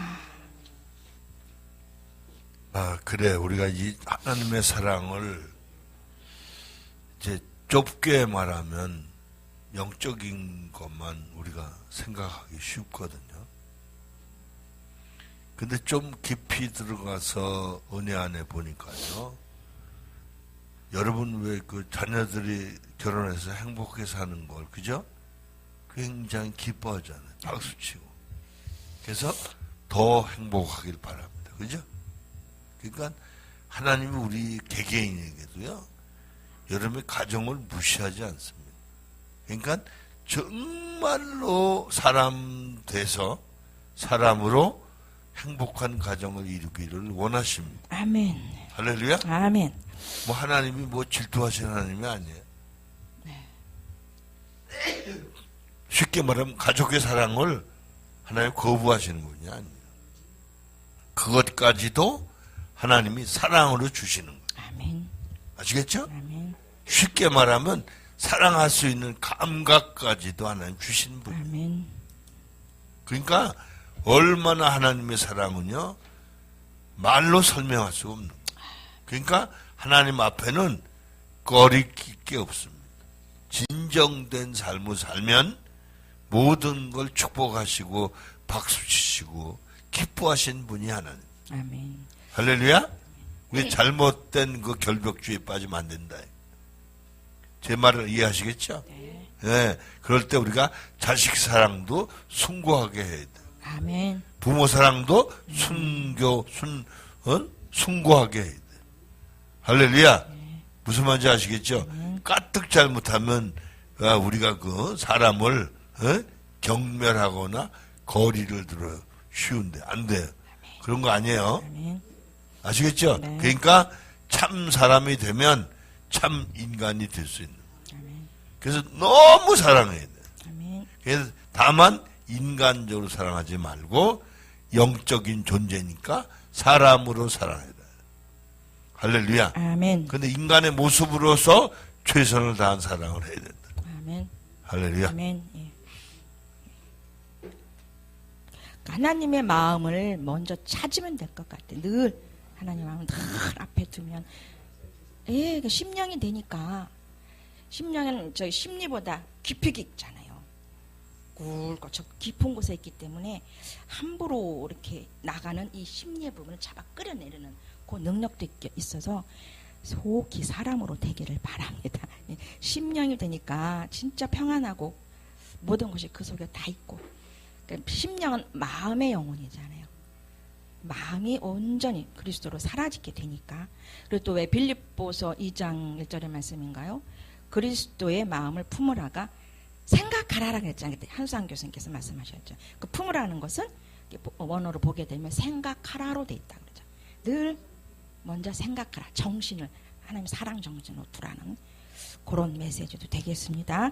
7번이겠습니다. 148쪽 7번입니다. 시작. 우선 왜 우리는 첫사랑을 미숙한 사랑으로 이해하고 또 그렇게 이해할 수밖에 없는지를 살펴보아야 한다. 왜 우리는 첫사랑을 모자라는 사랑으로 이해하는가? 우리가 첫사랑을 그렇게 생각하는 데는 우리의 근본적인 사고 구조에 기인한다. 즉 첫사랑에 대한 우리의 사고 구조가 성숙한 어른의 사고 구조를 가지고 있기 때문이라는 말이다. 우리는 어른의 사랑을 보통 성숙한 사랑이라고 판단한다. 여기서 쭉 그냥 읽으면 재밌어요. 뭐 특별한 어떤 내용보다도 함께 읽어보겠습니다. 어디죠? 여기서 어른이라는 말은 지식적으로 성숙한 사람을 말한다. 지식적으로 성숙한 사람 상태에서 나오는 사랑의 입장에서 보면 첫사랑은 확실히 미성숙의 사랑임이 분명하다. 여기서 어른의 정의가 필요할는지 모른다. 과연 어른이란 무엇인가? 무엇을 가지고 우리는 어른이라고 하는가? 어른은 인식면에서 경험적으로 그리고 실증적인 지식면에서 어린아이보다 앞선 자를 가리킨다. 그래서 이 어른은 첫사랑을 어린아이의 사랑이고 풋사랑으로 본다. 그러므로 우리는 이제 어른의 사랑이 성숙한 사랑이라고 당연하게 받아들이는 사고의 구조를 가지게 되었다. 우리는 어릴 때부터 너무도 익숙하게 들은 이제는 자명한 진리가 되어버린 명제를 기억한다. 그것은 아는 것이 힘이다라는 명제이다. 어른은 어린이보다 많이 아는 자이고 학자는 무학자보다 많이 아는 자이고 아이는 지식면에서 항상 어른에게 배워야 하며 진리에 관한 한 어른보다 거리가 먼 자들로 이해되어 왔다. 그래서 어른이 무엇이냐의 척도는 곧 무엇을 얼마나 아느냐로 가름된다. 이런 관점에서 보면 확실히 아이는 미성숙한 자들임에 틀림없다. 그리고 그들에게서 나오는 첫사랑도 미성숙한 사랑임이 분명하다. 계속 읽겠습니까? 그러나 여기에서 다시 하나의 질문이 생길 수 있다. 어른은 과연 무엇을 아는가? 그리고 어린아이는 진리에 대해 과연 무엇을 모르는가? 안다는 것은 인식과 대상의 관계를 통해 이루어진다. 대상을 통하여 인식으로 말미암아 대상에 대한 현상을 아는 것이다. 칸트는 우리는 인식과 대상에 관한 한 인식할 수 없다고 정의했다. 그래서 이렇게 단언할 수 있다. 어른이 안다는 것은 대상에 대한 현상을 안다는 것이다. 어른은 파악된 현상에 대한 지식을 아이보다 많이 가지고 있다. 어른이 대상을 보고 그 현상을 쉽게 파악하는 이유는 오성작용, 더 넓게는 이성작용의 기능이 아이보다 더 발달해 있기 때문이다. 원래 이성은 본래의 기능이 감지하는 기능 외에 다른 기능이 없다. 그런데 실증적으로 성숙한 어른에게는 이 이성이 감지하는 본래의 기능을 넘어서서 이성 자신의 어떤 카테고리로 어떤 생각을 만들어내고 자신이 원하는 이상을 제시할 줄 아는 능력이 있다. 그래서 이 이성이 자연과의 관계에서 일찌감치 자연을 지배하는 대상이 되었고, 여기에서 실증주의적인 사고 구조와 더 나아가서는 현대의 소외된 이성이 나오게 된 것이다. 어른의 이성이라는 것은 현대에서는 사회 철학자들이 말하는 대로 소외된 이성 이외의 다른 것이 아니다. 항상 대상을 물화된 대상의 관계로 세우면서 그 대상에게 이성이 스스로 만든 어떤 상을 제시하여 하나의 이상으로 색칠하게 된다. 세계관을 만드는 것이다. 그래서 이런 소외된 이성, 즉 본래의 기능에서 벗어난 이성을 가지고 아직 덜 실증적이고 덜 소외된 이성적 판단을 하는 아이를 가리켜 미성숙한 사람으로 단정하는 것이다. 네, 잠깐요. 여기서 이제 우리가 하나 더 조금 짚고 넘어가야 될 게 뭐냐 하면, 우리 영이 가지고 있는 지정의나 혼이 가지고 있는 지정의는 기본 정신입니다. 그죠? 그런데 여기서 지금 얘기하는 게 두 번째, 어린아이의 그 지정의는 똑같아요. 그런데 어른이 되면서 이 지정의가 이상으로 발전해 가는 거예요. 이상. 알겠죠? 점점 발전해 가는 거예요. 그러니까 그건 오성과 이상. 예? 다시 말하면 혼의 이성과 영의 오성. 이런 것들이 발전해 가는 걸 말해요. 그 말은 뭐냐면 성장하는 거예요. 영도 혼도 성장합니다. 그런데 기본 기능은 변화가 없어요. 아시겠죠? 아멘. 이건 우리가 알아야 돼요. 그러니까 자기 자신의 영혼, 몸, 정신, 심리를 객관적으로 보고 우리가 사유한다는 게 뭐예요? 아, 내가 아직 영이 미숙하구나. 혼이 미숙하구나. 이걸 정신이 파악을 해야 돼. 그 정신이 영혼, 몸, 정신, 심리에 있어서 정신이 그 사령탑이에요. 아멘. 그래서 정신이, 여러분이 빨리빨리 많은 지식을 아는 게 정신에 영향이 됩니다. 아멘. 이해되죠? 아까 우리 백수사님 그러잖아요. 이거 뭐 쭉 들어보니까 그냥 다른 거가 다르다 이거예요. 그죠? 훨씬 인식이 빨리빨리, 내가 이거, 고쳐야 되겠구나, 배워야 되겠다는 어떤 결단력이 생기잖아요. 이게 정신의 역량이에요. 정신. 우리 백 집사님 말씀하셨어요. 예. 백주님 아주 사모하는 마음을 언제부터 주셨잖아요. 계속 하라 그랬고 그거를 오늘 응답하시는 거 책 읽으면서 그죠? 네.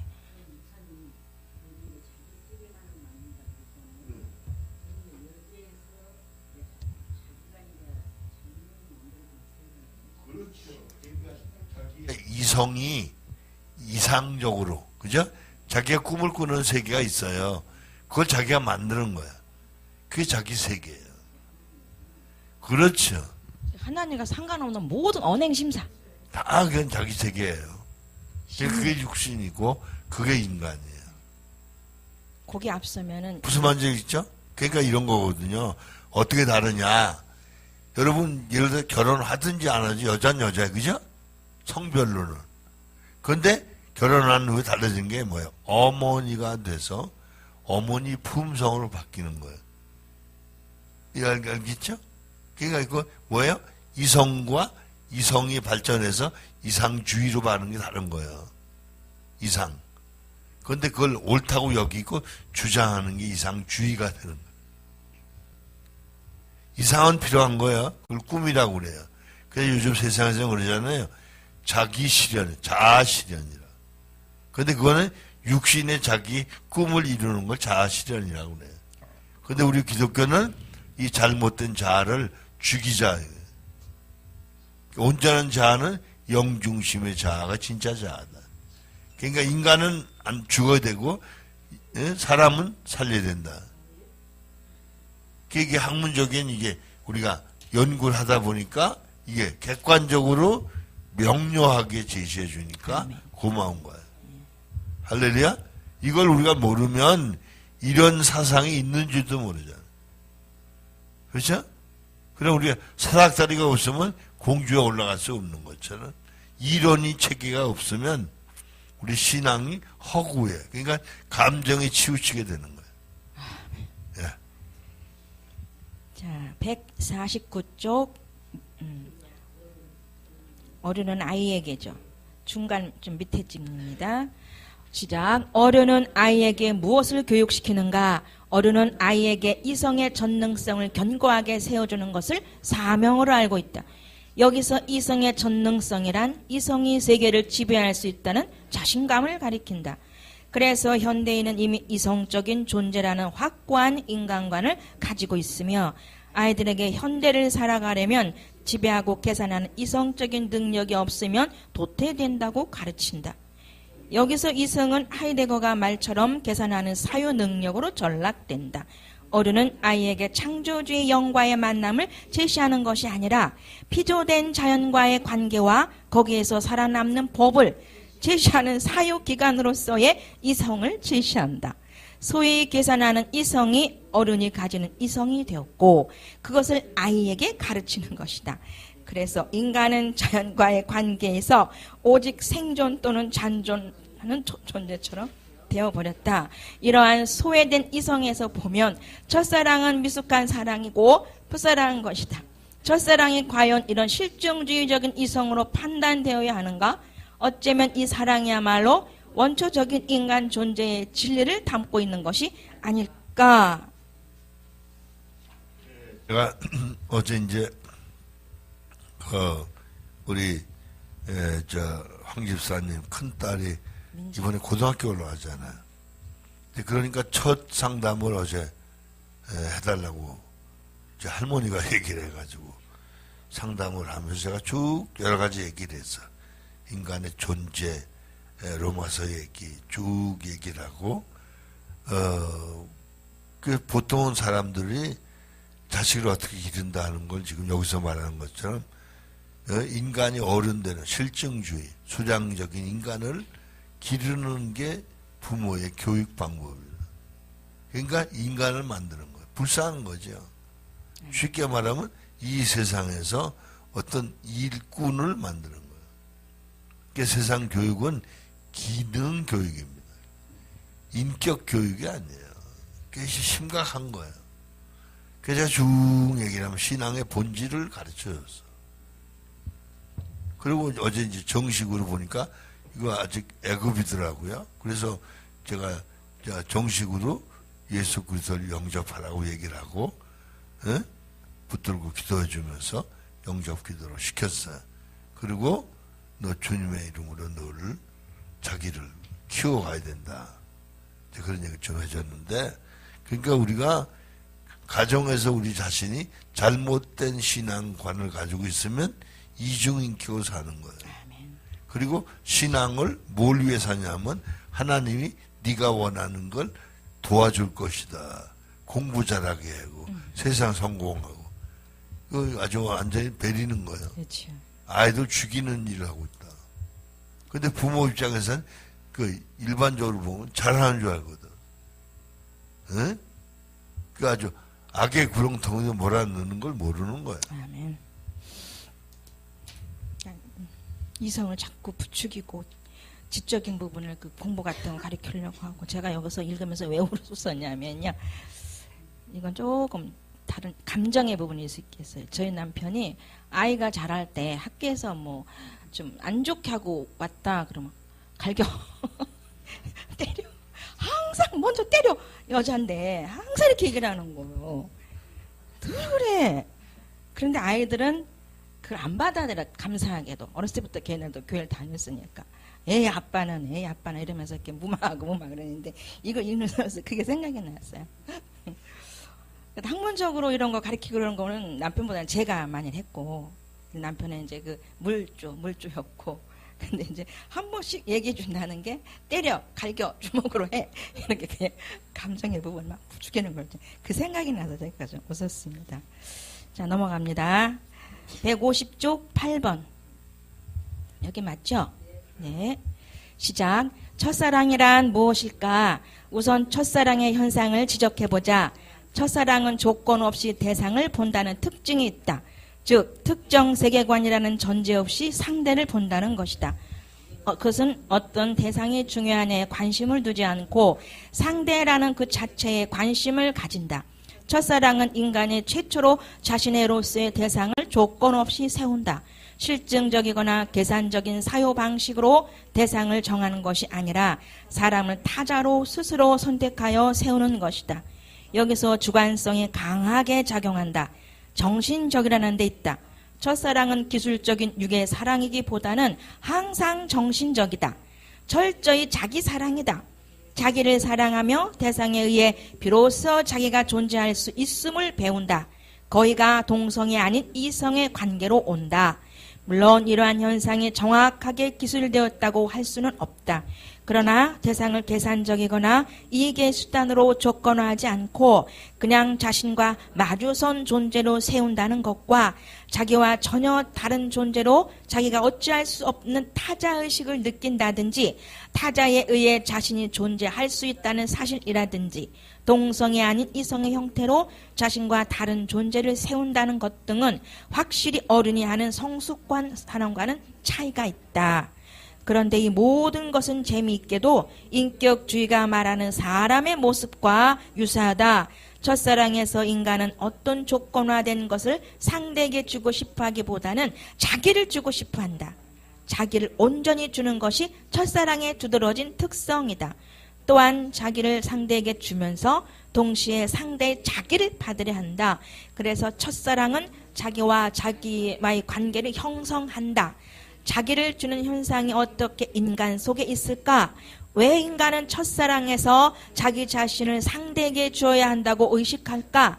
그 해답을 정리해보면 하나님은 순수한 자기로서 자신을 주시는 인격이시라는 사실과 그 인격이신 하나님이 인간을 창조하셨기 때문에 인간도 하나님과 유사한 자연성을 가지고 있다는 것이다. 비록 순간이지만 인간이 순수하게 자신의 상대에게 주고 싶어하는 것이 바로 첫사랑이다. 계속 읽어요. 시작. 자신을 아낌없이 주는 사랑, 자신을 주면서 동시에 상대로부터 상대방의 자신을 또한 갈구하는 것, 이것은 창조주와 피조물로서 인간이 가지는 관계이다. 다만 첫사랑의 특징은 자신의 대상을 창조주로 세우는 것이 아니라 인간으로 세운다는 점이다. 이것은 창조주로 향한 인간의 본질적인 갈구이다. 첫사랑은 인식의 대상을 찾고 있는 것이 아니라 바로 인격을 찾고 있는 것이다. 첫사랑에서 우리는 부분적으로 자아의 주관성을 볼 수 있다. 부분적으로나마 피조물이 창조주에게 나아가는 주관성을 볼 수 있는 것이다. 첫사랑은 인식의 대상이 아니라 정신적인 만남의 대상과 관계의 대상을 찾고 있는 것이다. 첫사랑은 자기를 타자에게 투사시키는 것이 아니라 오직 타자에 의해 자신이 존재하고 싶어한다. 이것이 어찌 조작되고 실험되어 나올 수 있는 사랑인가? 이 사랑에서 우리는 우리의 정신의 요구가 도대체 무엇인지 희미하게나마 알 수 있는 것이다. 아멘. 그러니까 이제 우리가 다 명확하게 알고 있지만 인간의 대상은 자연과 사람이에요. 사람의 대상은 철저하게 영이신 하나님이에요. 사람은 영이 중심이거든요. 아시겠죠? 그러니까 우리가 인간으로 사는 건 동물적으로 사는 거예요. 그 말은 본능적으로 산다 이 말이에요. 아멘. 그런데 사람으로 살면 본능적으로 사는 게 아니에요. 하나님의 사랑으로 살게 돼요. 그러니까 양식이 다른 거예요. 아버지 뜻을 행하는 게 나의 양식이라고 그러잖아요. 예수님. 그러니까 영의 양식은요. 세상의 물질적 욕구가 아니에요. 하나님의 사랑을 머금고 사랑을 실현하는 게 영의 양식이에요. 아멘. 할렐루야. 아멘. 그러니까 그것은 먹거리처럼 중요하게 여겨지니까 사랑을 누가 하라고 그래서가 아니라 사랑하게 되는 거예요. 저절로. 첫사랑 누가 시키는 거 아니잖아요. 그죠? 대상에 대해 느끼는 감정이잖아요. 할렐루야. 아멘. 아주 설명이 잘 됐어요. 예. 예. 심령 사랑. 예.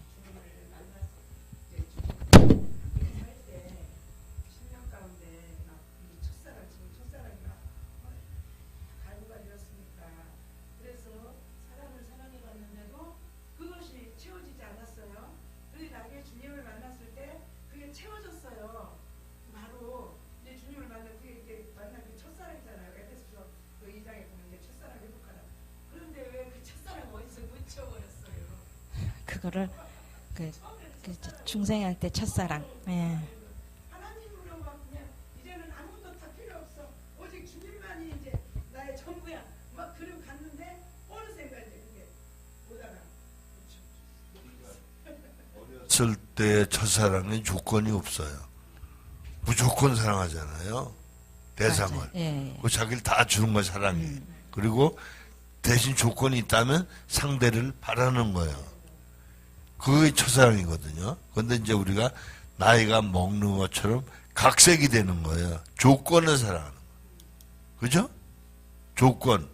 가령 많이 배운 걸 찬다든가 많은 가진 걸 찬다든가 조건을 갖다 보니까 첫사랑이 희석되는 거예요. 그러니까 우리가 신앙도 나중에 어떤 기복적인 데 마음이 쏠리면 그죠? 그 첫사랑도 희미해지는 거예요. 아멘. 그렇게 되는 거예요. 그래서 변화훈련 성장 성숙해야 된다. 영. 그래서 5가지 영혼 몸 정신 심에도 올곧게 세워져야 된다는 거고. 그 길 오게 하신 하나님 너무 감사해요. 오늘 아침에 차 타고 오면서 제가 봉고차 보고 붙인 이름에서 스쿠버스 영성 스쿠버스 타고 오늘 출근. 그건 공짜야. 오기만 하면 내 몸 싣고 얼마나 좋아요. 복 터졌어요. 그죠? 저 복 터지고 신성신 목사님 복 터졌고 백주원 집사님 복 터졌고 다 복 터지신 분. 특별히 우리 박절두 지수는 어디 계신가? 복에 터지신 분.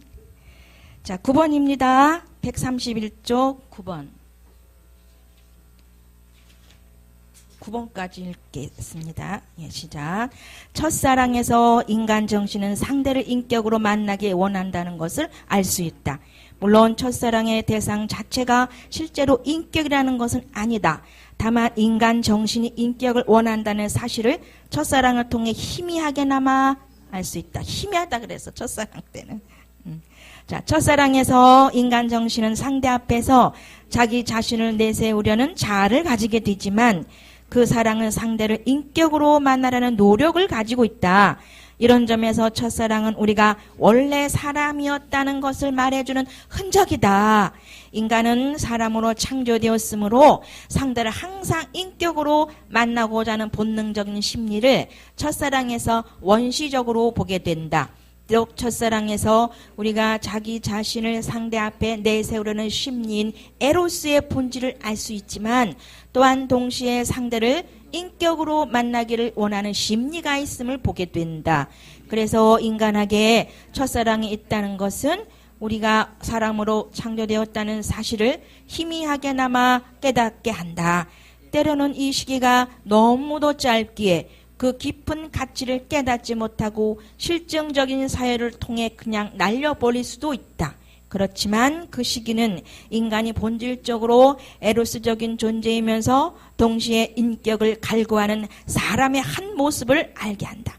더구나 현대가 더욱 기술 사회가 되면서 이런 첫사랑의 의미를 생각할 수 있는 기회도 사라지고 우리는 나면서부터 인간으로 태어난다. 사람이었으나 이제는 인간이 되어야 생존할 수 있기 때문에 우리는 어쩌면 사람의 인격성을 상실했는지도 모른다. 우리는 이것을 어떻게 회복할 것인가? 야, 그러니까 이제 여기서 재밌는 얘기를 했죠. 우리가 그 첫사랑을 맛을 조금 전에 김희성 목사 말씀한 것처럼 맛을 봤어요. 그런데 이제 우리가 사회적 조건 때문에 인간이 되어 가잖아요. 그래서 그 바람에 그 첫사랑이 점점 희미해져 가는 거예요. 오히려. 그러나 그 과정이 사람의 흔적이 희미하게 남아 있다는 거죠. 할렐루야. 그래도 우리가 하나님 은혜로 가장 큰 장애가 육신인데 육신을 발견하고 육신을 탈피할 수 있는 기회를 주셔서 얼마나 감사. 할렐루야. 그러니까 우리는 사람이 되고 나면 불만족이 없어져요. 할렐루야. 불만족이 없어진다. 모든 걸 소유했는데 우주보다 크신 하나님을 소유했는데 그 내가 네 분깃이라고 그러시잖아. 할렐루야. 그것은 소유 때문이 아니야. 하나님의 사랑이 최고의 만족을 느끼게 되기 때문에. 할렐루야. 그러니까 죽음을 초월하는 게 아니라 죽음을 능가하는 거야. 죽음을 이기는 거야. 할렐루야. 무슨 말인지 알겠죠? 그러니까 우리는 뭐 앞으로 몇십 년 더 살까? 이게 문제가 아니고요. 우린 이미 영원히 사는 거야. 할렐루야. 그래야 자유가 됩니다. 근데 이게 자연적인 거예요. 그냥 그렇게 여러분 생각하시는 얘기가 아니야. 그렇게 돼져야 돼. 사람이 되면 그렇게 돼질 줄로 믿습니다. 할렐루야. 아멘. 예, 박수 한번 하세요. 그러니까 원망, 짜증, 불평, 수근수근 뭐 약간 그런 것들이 없어져요. 시기, 질투 얘네들 다